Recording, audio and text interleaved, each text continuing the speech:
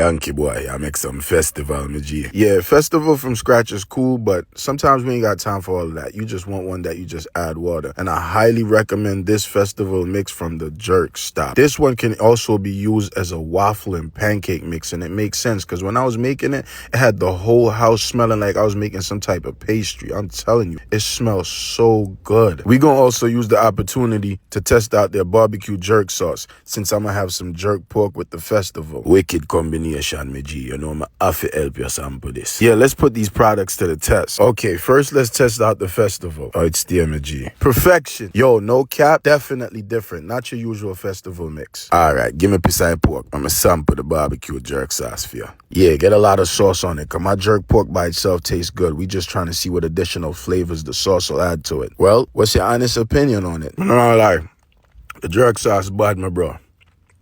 The jerk stop are going to themselves. This bad. And there we have it, people. The products is hitting. You can follow the Jerk Stop on Instagram at the Jerk Stop, and you can find these amazing products on Amazon. And some of these products are also available on Walmart's website.